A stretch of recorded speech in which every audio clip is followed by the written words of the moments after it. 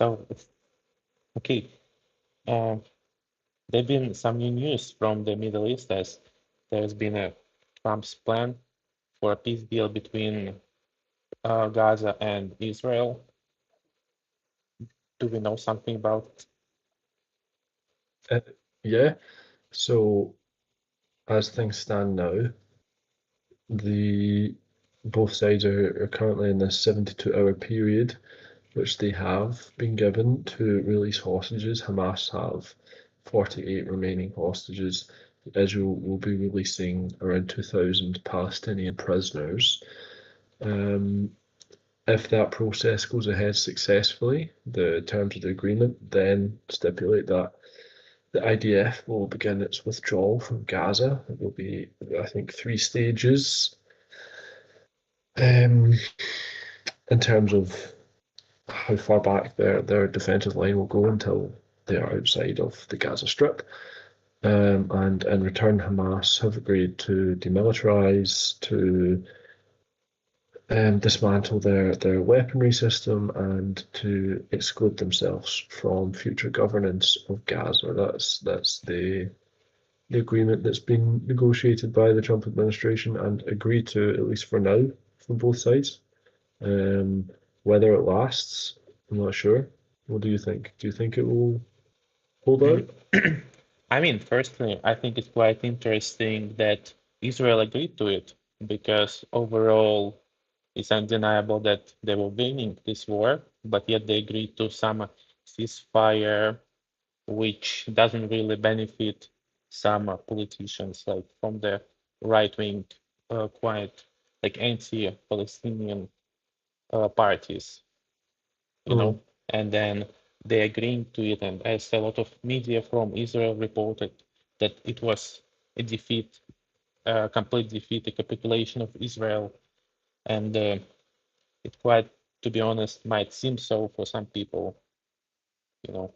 But when it comes to how likely it is to hold, I mean, I think at least with the current administration, there's some guarantee that still, for as long as the current American administration stays in power, probably it will just remain as it is. But then it will get, the more time goes, I feel like this ceasefire will be less and less stable overall, because as you can see, probably Trump, I don't know, he's doing it to gain some points in his internal politics or something, as American politics these days tend to have this balance between dividing what is internal, what is external, and combining into like one big agenda, you know? So, Yeah, I mean, I feel like Israel was kind of put in a position where it doesn't really have any choice but to agree to it because they've stated the entire time that their goal was to dismantle Hamas, to stop what they call the terrorist state, Hamas-run entity on their borders. One of the stipulations of this deal is that Hamas will basically disappear. So if I mean, I they, think just to quickly say, I think it's just a problem with nowadays politics. Whenever some, I don't know, military operation starts and politicians try to put some big goal on what is their, I don't know, what they want to achieve throughout this operation or war period, usually fails as they set some very ambitious goals. yeah, Like I'm not here, saying, dismantling like a terrorist organizations, very difficult. Like if you look at ISIS, for instance, like it still yeah, exists. but ISIS were never willing to negotiate with the United States. Hamas were and willing to negotiate with Israel, for example, or Al Qaeda were not ones who were going to negotiate.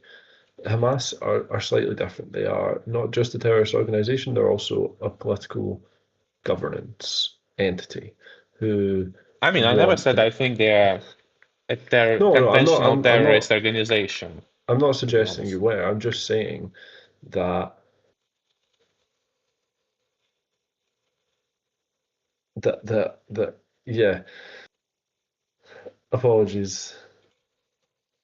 I It's think okay. Israel had differently intended goals. than just dismantling Hamas or removing Hamas from power. I think it's I mean, there were fairly different goals, I not feel like. everyone in Israel, but I think the initial, or at least what became the goals of the Israeli government or certain people within the Israeli government after a long time was to ensure that a Palestinian state never happened. But I think more than anything, Israel lost the PR battle on this Yeah, but I fully mean, I'm across not the world. sure about if they But completely lost because, like, no, as as I said, the Israelis some news are saying that, but on the other hand, we don't know. I mean, I personally am not sure where will they stay? Will they still stay in some Gaza territories and for how long?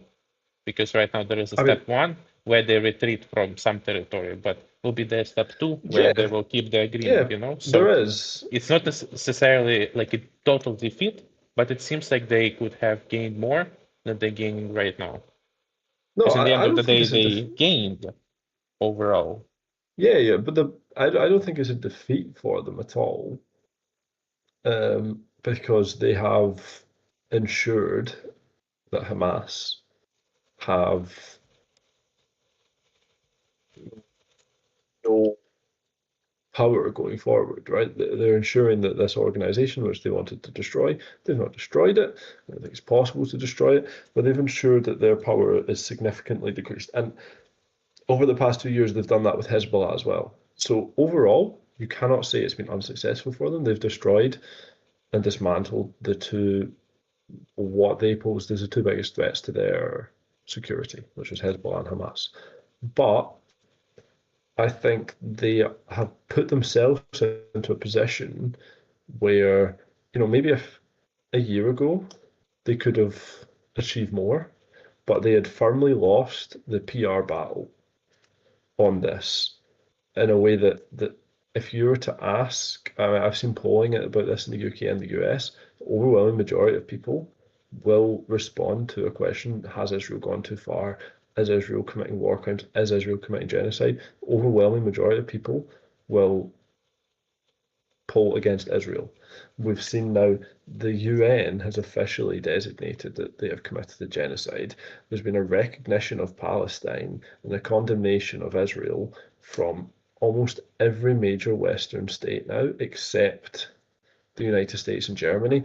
Israel's relations with the entirety of Europe, with probably just about every country in the world, bar a few, are now significantly worse than they were 2 years ago.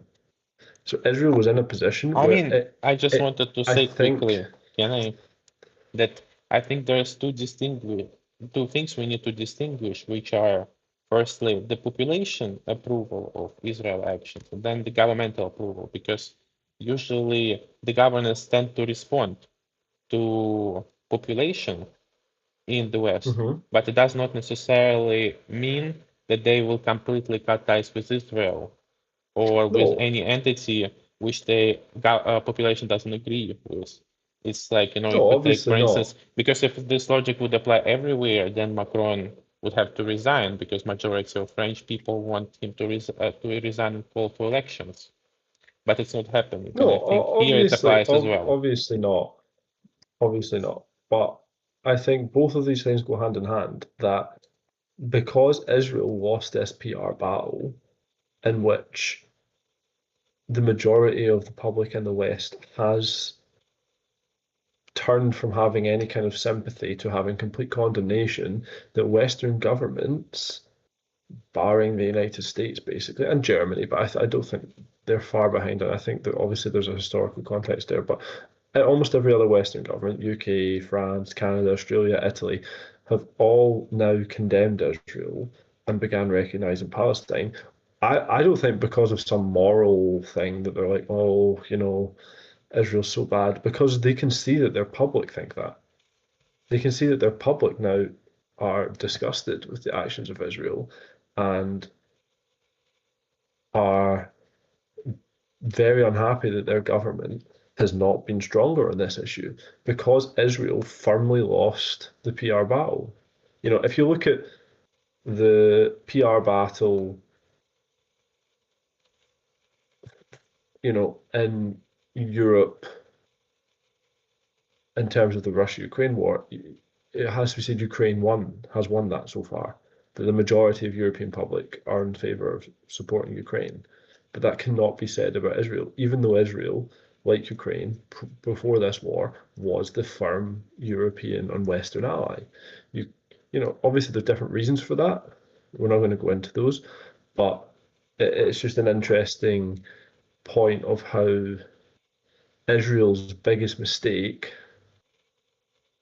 and the reason they've been put in this position was because they were unable to keep the Western public on their side, even though they had a huge amount of sympathy. If you go back 2 years ago, we're only 3 days after the 2 year anniversary of what happened on October the 7th when Hamas carried out those attacks. There was a huge amount of sympathy for Israel. Now that's all gone, like completely. I mean, I think here's a place a bit of this thing where, especially with Israel, where we live right now in a culture, I think, where the weak will usually be more in favor by the public than the strong one. Because even if though October the 7th happened, a lot of people were already not very in favor of Israel responding in the beginning. Just it started growing and growing and growing with the more atrocities, of course, that they've been committing in Gaza. But I think it also comes from the standpoint that Israel is just a more developed country and they have more means to defend themselves. And if something like this was, the question would be, what would happen if something like that could potentially happen in Israel? Like some big, I don't know, Hamas was able to go through the Iron Dome, or Iran was targeting civilian sites because they were clearly really not targeting the civilian sites as much as Israel does in Gaza, as an example. And if No. something like that would happen in any city in Israel, how would the public respond? Because I don't really think that even if Iran would do something like that, that necessarily public would be all of a sudden back with Israel. So I think it's more No, I don't about think. I think they've all of lost it. this. But I think it's not necessarily that they lost it because they did something, but also just because they're stronger. That they're a stronger power, they have more means to defend themselves, they have a stronger military, and just people tend to support someone who is weaker rather than someone who is stronger. It's not necessarily about who is true, who is right to do something, who is wrong, but more about this balance in power. But But since then we live, if that were the case, then the public would not have supported NATO interventions in the Balkans because NATO was but much it was a stronger than different time. Serbia. It was But a different moment. It so you was a think it's moment just of that? US dominance in the world, and right now we live in more multipolar world. So, Yeah. No, I as understand your point. Um, because like you've yeah. been talking a lot about Western reaction, at the same time there is the Middle East where it's happening, and it seems like Middle East for the 21st century became just a battleground for operations from different countries Yeah. to an intervention, and Mhm. even within the region, like Israel is doing overall. In Lebanon, what happened? In Mhm. Iran, if we take it as a part of Middle East, because sometimes people don't. But how Yeah. long do you think, like, how long do you think we will be observing this? That some great powers are just playing around in Middle East with their weapons and But have it as a, that's I don't not a know, like new a thing. weapon testing site. That's not a new thing. That the major powers have been playing around in the Middle East for centuries. It was, Yeah, but first what the changed Ottoman is that they are Empire, then emerging. They are when the Ottoman emerging. Empire Middle East overall was is emerging. emerging. Middle Eastern Certain powers like parts of it are. Saudi Arabia, Iran overall, still it lost a lot of Iran is influence. not emerging. Their economy is been stagnating for years. They're under crippling sanctions. You know, Yeah, but you when it only really take, came to it, no, but if okay, you but only take I'm economical part, then of course, but I'm talking overall about the no influence of a country. Iran now. Iran now, their influence is exponentially weaker than it was 2 years ago because all of their proxies have been destroyed and dismantled. Hezbollah basically no longer exists. Hamas, as of now, basically no longer exist. Their only ally in government in another state was Bashar al-Assad. He's now, playing video games in Moscow or whatever the recent report was. The Houthis seem to have less power and influence now than they did even 6 months to a year ago.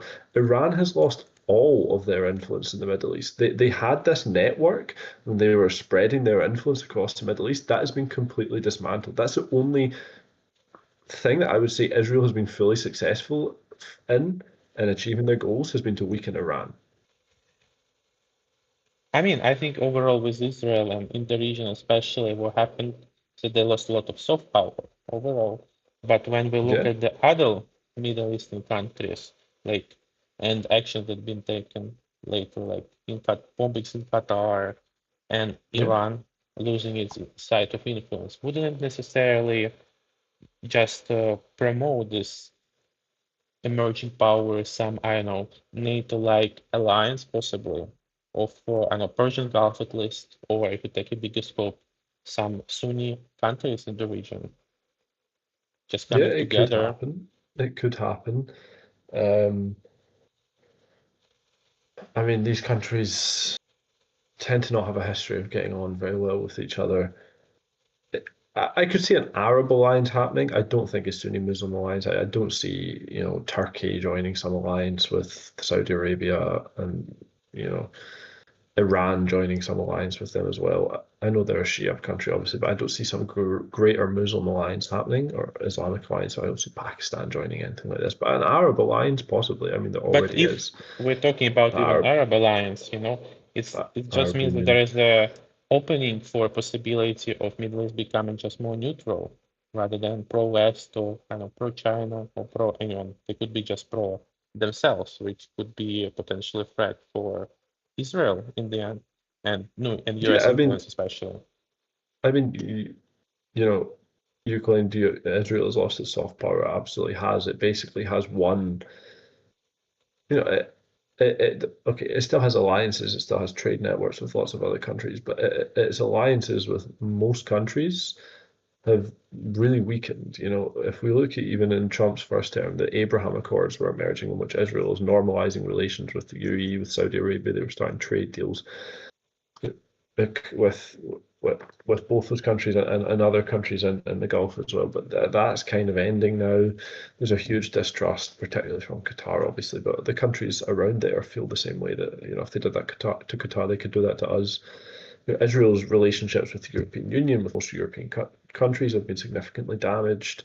The only country that their relationship seems to have improved with is the United States, and that's only because Donald Trump and the Trump administration are huge supporters of Israel.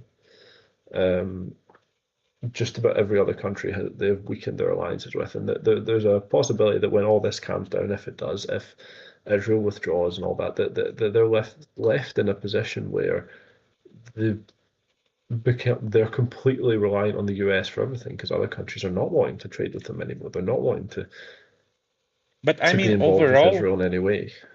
overall, I don't think Israel loses that much because they're not like some, I don't know, superpower.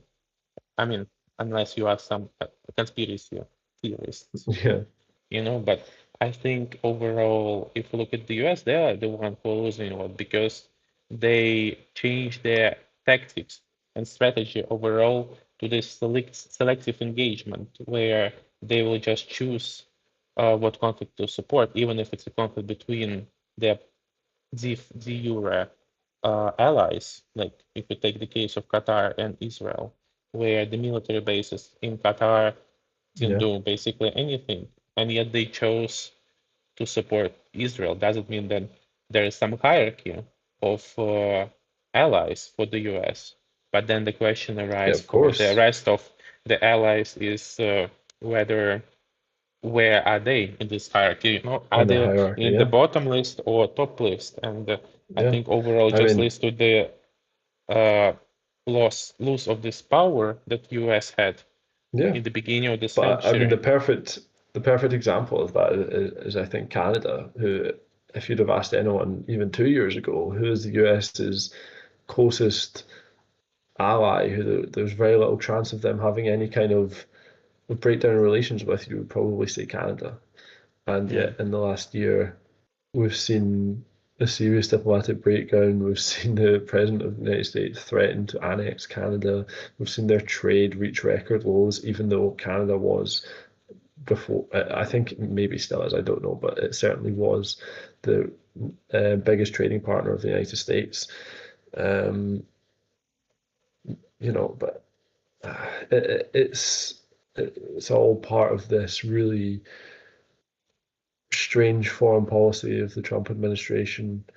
But when We you're saying Trump started. administration, I just wanted to quickly add, isn't it Okay. probably where is this arriving from? Like some person gets elected and all of a sudden the strategy and the tactics and relationship of countries change because it's quite what you're suggesting, at least when you're saying the Trump Well, administration came and damaged the relation in Canada, is suggesting that democratically elected president is not a good thing, as if basically someone I know in Beijing would think, okay, we don't have that. We have elections with one candidate, and then our relationship with countries don't change one night because we have more long-term strategy probably, while in the U.S. just this government structure maybe is not that well. Or what are you suggesting? no, I'm not suggesting there's anything wrong with a democratically elected president. But what the United States does have, which I don't believe any other countries have, is that when a president from a new party is re-elected, it's not just him and the cabinet members who change in Washington, it's almost every senior civil servant. Every single ambassador is recalled and new ones are appointed. And if you take the State Department, for example, which handles all US foreign policy, all the top people in that are changed. That's what's always happened for some reason. They don't have a professional, neutral, bipartisan civil service or diplomatic service like the UK or like most countries. They have party political appointees who are brought in. So yeah, the system in the United States does having the change of government every so often, every 4 years, does completely change the entire foreign policy strategy now, at least because an entire new team of diplomats is brought in. We never saw these dramatic changes before because the two parties were broadly in alignment on foreign policy from the end of um, the Second World War until 2016. But now that we've seen the two parties veer very far apart in their foreign policy beliefs, we're going to see this, that every time a US administration changes, there's going to be a huge shift in their foreign policy direction. Yeah, The but what only you're suggesting, it sounds like some semi-technocratic regime, basically, where there will be some class of bureaucrats which will not be elected, but instead be appointed and then what, stay there till the age of retirement or what? And who will be the one who will be appointing them? That's the question.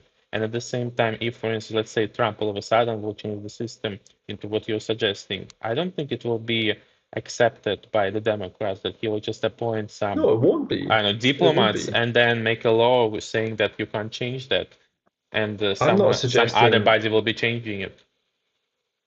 But I'm that's not what it suggesting it sounds should like. be You want some changed. bureaucrats that will be basically like what, selected bureaucrats, not like elected Well, like it that's is right that now. is what happened. That is what happens in most countries in the world. If you look at the UK or Russia or Germany or France or Japan or anyone, there is elected politicians who oversee these departments, but these departments are full of non-elected bureaucrats who are people that have worked their way up, who are experts in those fields, who understand the inner workings of the government mechanics because they've been there for decades, many of them, and that they make decisions on a smaller scale, but they react and respond to the overarching kind of broad directional policy platform of the elected politicians. But these people run day-to-day government departments, and they do that in a non-political way. They just take the direction from politicians and implement that as best as to the best of their ability. But in the United States, it's different.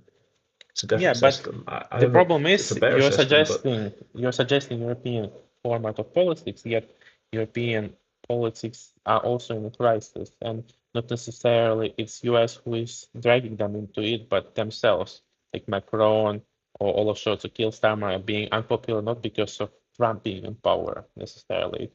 It's a trend, I'm or not US, suggesting I know that. US diplomat changing, you know, I'm it's not not suggesting necessarily that for a about that. second. So like I don't know, you're suggesting US taking some like I don't know, you're saying that US, if they would have this selected bureaucracy like in Europe, all of a sudden they would be doing better.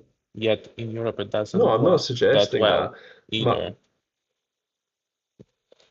I'm not suggesting that. I'm suggesting that they would have a more coherent, understandable, structured foreign policy platform than what they have right now. I mean, Trump's entire foreign policy platform before the election was isolationism. We're going to withdraw from all foreign wars. We're not going to be intervening anywhere. And we've now seen he's launched attacks in Yemen, attacks in Iran, attacks in Venezuela. I I read mean, today he's going to be Yemen is a launching bit strikes in Haiti. controversial. Yemen is a bit controversial because it's been happening before, you know. No, it doesn't. I know, but he said he was going to end all these foreign wars. He's not ended any. I mean, he might have ended other people's wars, but he's certainly not ended any of these conflicts that the United States is involved in. They've been bombing Iran, they've been bombing Yemen, they've been bombing Venezuela now.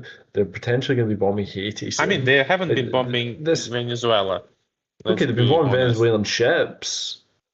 That's They've yeah. been bombing Venezuelan ships. So this idea that he put out there, which I think was a very popular idea, and one of the reasons he did get elected was because he said we're going to focus on the US, America first.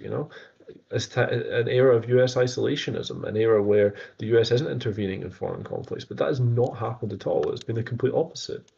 I mean, I think it's just overall, you in US, even Trump is not almighty, and there are also No, but interest he's been groups making within these the US. decisions. Yeah, but there are interest Okay, groups within the what's US. It's not that Trump just got elected and all of a sudden he spawned the isolationist movement with him, Like he just showed up and said, okay, I'm giving you 1 billion now. I don't know, this amount of people will be supporting America First movement. It's just about this shift in the ideological interest groups, where before it was this globalist groups with, I don't know, like this conventional Republicans who supported intervention into Iraq, in Yugoslavia, Afghanistan, invasion of Afghanistan, Lebanon bombings, and basically demolishing some regimes and governments in other countries. But now it seems like there are more this nationalist movements and isolationism. Maybe but it it's just not comes from this, isolationist. but I think it's just on one hand, it comes from this perspective that overall, if we look at the US, they've been declining as a global dominant power in terms of production. Like, China right now basically makes every fifth car in the world. And it's not necessarily Yeah. the cars that just will be used in China, just they're being sold to abroad. If we Yeah, look at okay, but the trade balance between US and China is the one who has a surplus of it, and US just has a deficit for how many decades. And it yeah, comes from I'm it not overall. It's disputing just that. what it leads to is But like it leads to the problem that there is a decline in US in terms of manufacturing in comparison to the world, and they're not able to be this global hegemon anymore, where there that's are not a other new countries. trend, though. That's not something that's happened within the last 5 years. Yeah, Manufacturing's been declining in the US for probably 30, 40 years. but what is new is innovation decline as well. Is there, though, when they're the world's leading AI country, the world's leading social media company, the Yeah, world's but how leading come technology China? company? If you look at the top 10 biggest companies in the world, I think nine of them are from the US and they're all tech companies. Yeah, There's not a but lack of innovation in the US. on the other hand, uh, could you imagine 2 years ago, or even 1 year ago, in the beginning of the last year, that all of a sudden one day there will be DeepSeek, who will be competing with ChatGPT, and then a lot of news media would have to explain why ChatGPT is still better. You know, No, it but just happened okay, one day, to and come it's back just to a point, what? to come back to a point you made a few minutes ago, because I didn't get a chance to respond. You were making a point about how, the powerful interest groups in America have changed. You had these previously these I not changed. I interventionists never said changed. I have shifted. Let's be shifted. fair. Okay, well, these interventionist Republicans who are in favor of regime change have drifted out, and now you have these, the MAGA crowd, the isolationists. But you know, they're still in favor of regime change. They've spoken openly about wanting regime change in Iran, wanting regime change in Venezuela. They're just picking different countries. Their foreign Yeah, but policy, I'm they not like talking to about the pretend. officials. No, but Right now, you're talking about the officials. I'm talking about the interest groups. It's not necessarily the people who are actually in power. It's population. If you look at, there are a lot of MAGA or Republican voters who've been promoting Trump a lot during these elections, and now all of a sudden they're not that much in favor of helping Israel as they used to before, and now all of yeah, a because they sudden were they're being lied to. critical. But these are the interest groups I'm talking about. Yeah, because they were lied to, because they were promised by the Trump campaign that they would be entering an era of total isolationism and withdrawal from foreign conflict, and that's not happened at all. Yeah, it's Because they it's were happening lied in to. trade through trade wars. That's the overall this decline of globalization of trade, where you buy, I know, some details in Taiwan and then assemble them in India or China, and then people in Yeah, US buy them and use them as a computer or a car. but That's been declining look, since yeah, COVID. it has been. It has been. Um, However, I I think Trump's or the Trump administration's blanket tariff policies don't make much strategic or economic sense.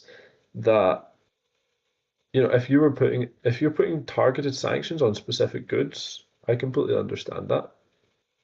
I might not necessarily be in favor of it, but I can understand the sense in doing that. If you're putting goods on cars, tariffs on cars, or tariffs on steel, or tariffs on things that actually there is a potential manufacturing base in the US for. But you're just putting tariffs on everything, and you're putting huge tariffs on countries like Vietnam, Bangladesh, which is where the majority of clothes produced in are produced for the United States market. The United States is not going to suddenly start manufacturing lots of clothes, right? Yeah, but Because they're in a there's no way it would dangerous ever be profitable or affordable. they're in a dangerous dependency overall on China, because what is happening that Yeah, the but officials in why does US that make officials sense to be can putting I tariffs finish? on Can Vietnam and I finish? Bangladesh? Can I finish? Officials in the US are basically telling the public for some specific reasons that China is a big threat for US dominance and the evil communists and etc., all of this propaganda. And what is happening? You're producing all of these things and manufacturing them in countries in the region where China is. Like what is it? Straight. Malacca stray, which could be potentially a hot spot in some conflict if it would happen between China and US. And then there is Bangladesh, then there is India, who might not be neutral, and you put in But I feel danger your production. And overall, if you think from that perspective, putting tariffs and damaging your economy short term could potentially lead to that, but it depends on how it's handled. If it's handled smartly or using ChatGPT to put percentages on okay, tariffs. okay, but let's think about this. Okay, in some hypothetical scenario, if the US and China ever have some hot war, I doubt it's ever going to happen. I could see another Cold War happening, but I don't think it is going to be some hot war because it doesn't benefit either one of those countries to go to war with each other in any way at all. They would just destroy each other and destroy half the world with them, and neither would probably come out on top really.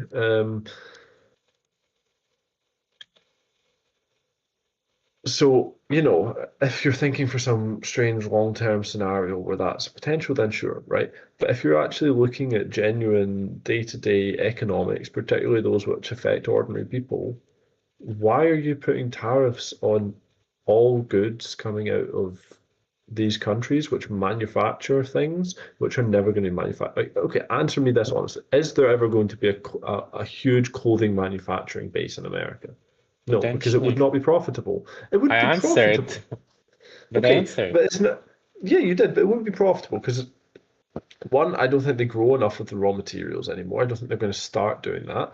And two, they don't have the workforce to do that are able to be paid such a low amount to make it profitable. It's just not possible. And also, do you think there's a large amount of Americans that want to go and work in clothing factories? I don't think so.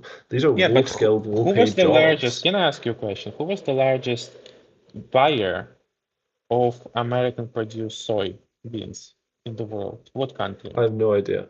It was China before the tariffs. And how come you're saying they won't be able to produce something more sophisticated to goods as clothes, but yet they are producing soybeans and sell it to China?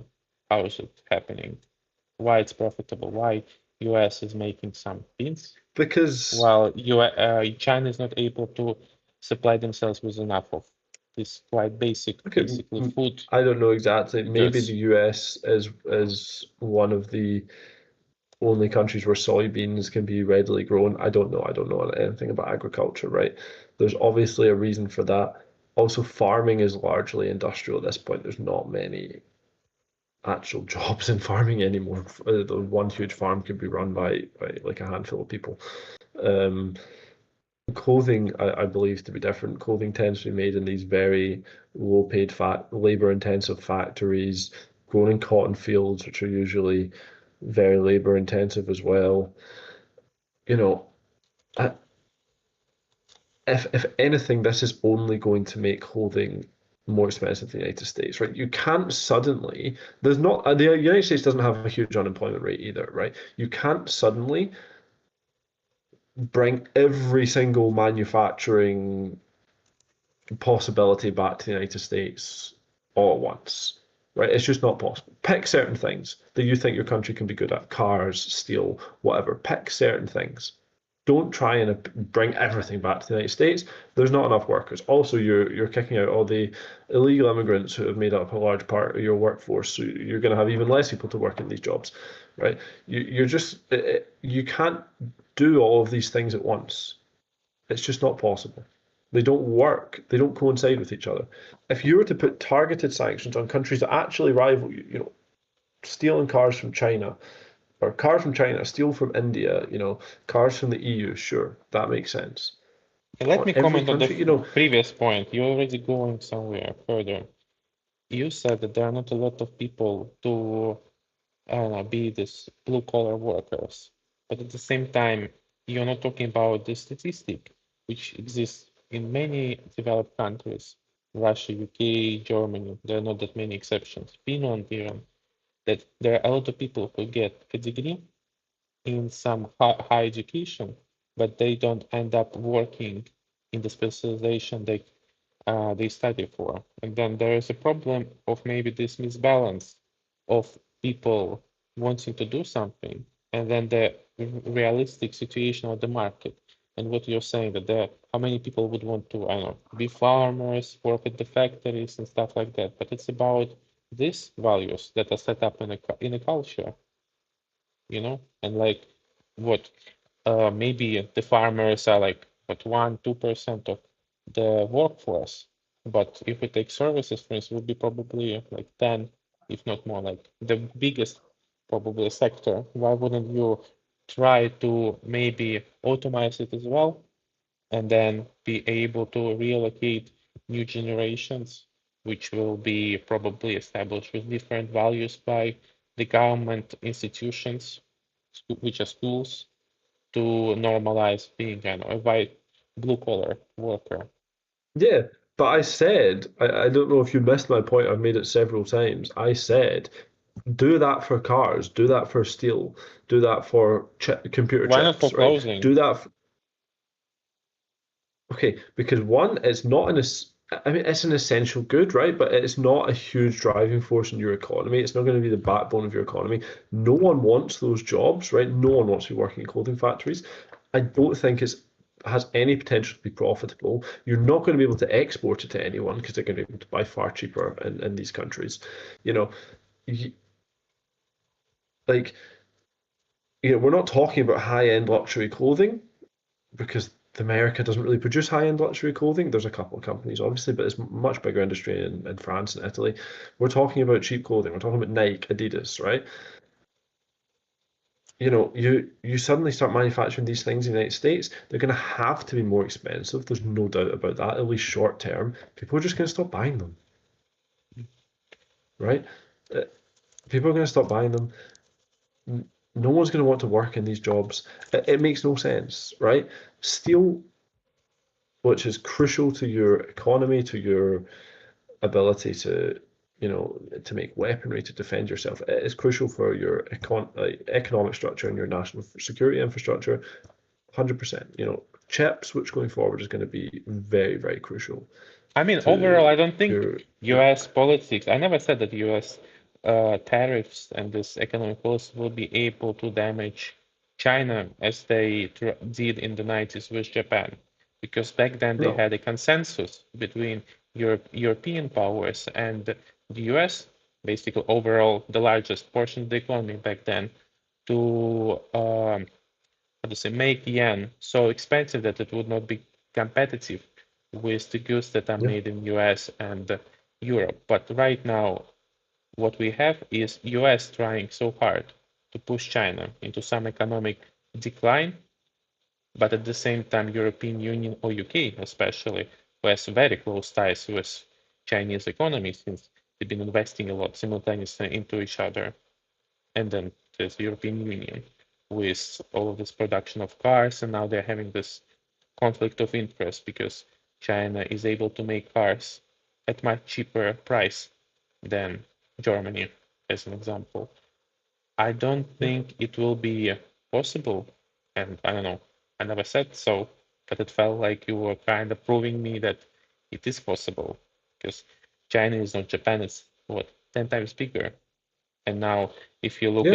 at they have the population problem, of course, but if you look at what are the trends in China, which we are hearing from the news, is them all the time having some competitions on robots, having a lot of drone manufacturing.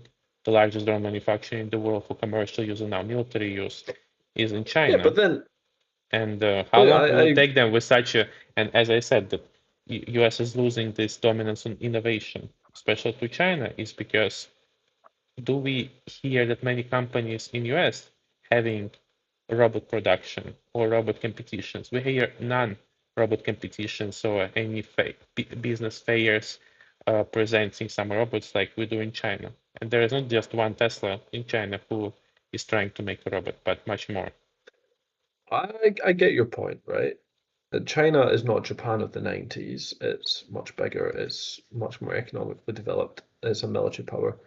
However, Japan was also the leading center of technological development in the 90s. Yeah, but back It, then it you had a was, consensus of both largest markets of the world, US and Europe overall, if you exclude the Eastern yeah, Bloc, but the US, agreeing that Trump, they need to do something with Japan, while now it's not really possible that even if European Union and US agrees on something, it doesn't necessarily mean that China will not be able to control their currency and keep it at as yeah. low as it But is let me right put now. this to you, though. Let me put this to you. Trump and the US, had they conducted their foreign policy more smartly, could have done that. But Trump has decided instead that he's going to alienate Europe by putting tariffs on them, which are not necessary. Europe is not selling many goods in America. He's decided to alienate India by putting huge tariffs on them. For I understand India can sell a lot of goods in the US. They manufacture a lot of goods, right? But if you're wanting to compete against China and isolate them economically, India is the 100% the person you need to peel off of them. But instead, the US has decided to try and isolate almost all of its allies. I mean, it doesn't make any economic sense. The US is only willing to make these economic deals with countries that are either not a threat to them at all or not are willing to invest loads and loads of money. Like the UAE, Qatar, Saudi Arabia, right? They made a deal with the UK, which is quite favourable, you know, because the UK is not manufacturing anything really significant that's being sold in the US, and I think because Trump has some fascination with the UK because he is half Scottish and he wanted to meet the king. But I think you're the just missing the US, point that I don't think necessarily it damaged relationship with Europe as much as you're trying to portray. Why? Because they're just too dependent on US and they can do a lot of things towards Europe that they won't be able to do to India, as India showed that they don't like when Trump says that the economy is dead and putting tariffs on that instead of having some pre-agreed deals and no, relationship but that they had and keeping them in line, and they can basically how somehow have a political power to respond to it, while in Europe and UK they don't really have the political power when it comes to opposing US, since they are defensive-wise dependent on American industry, military industry, weapons, and protection. When, for I, instance, like a Finnish president is coming to US and then making a deal, and then the journalist is asking, "Will you defend us if Russia invades?" And then Trump says, "Yes, yes." You know? yeah, but I think that Europe would have isolated itself much more from the United States had this happened at a time where Russia and Ukraine were not involved actively in a war. You know, had the Russia-Ukraine war never happened, but Trump still returned to power and implemented these tariffs onto Europe, then I think Europe would have isolated itself from the US much more strongly. Yeah, but they put themselves in this position by themselves when they basically seem to be European Union seems to be in this situation where they are, at least what how the media portrays, they're not sure whether their largest ally is their friend, and then they have a great threat from the east, and then they have also a lot of problems because Israel is doing genocide, as it was acknowledged by the criminal court in Hague. And then there is also China, who is trying to steal their manufacturing of cars, Germany, UK, and the rest. So I think they put themselves in that position themselves because they were not having quite smart politics for the at least for this century. Because when you rely on someone with defenses, Iran showed when you put all of your anti-air into your proxies in Iraq and Syria, all of a sudden, if they stop working well, you'll be in trouble and won't be able to defend as good against the rockets. And kind of seems like European Union and UK are in the same position when you put all, points into one bucket and then this bucket is taken away by someone. In the case, the bucket is the US, you know? I agree that there has been too much reliance on American um, defense infrastructure in Europe for far too long, and that needed to change. But I think that Trump threatening to dismantle and destroy the US European relation is a huge mistake strategically for the United States. Who has been the United States' most stable, reliable, valuable allies since World War II? It's been NATO, without a shadow of a doubt. It's not been anyone else. Yeah, It's but not at been the same Israel. time, It's not been. as Uh, you said, there is some multipolarity in the world happening, then the question is, because I don't think necessarily what you said is true, because what you're talking about is some rigid allies and alliances and partnerships which we're having, but at the same time, some multipolarity leads to uncertainty, and thus it makes partners more, how would you say? You need partners which are more flexible, and the partners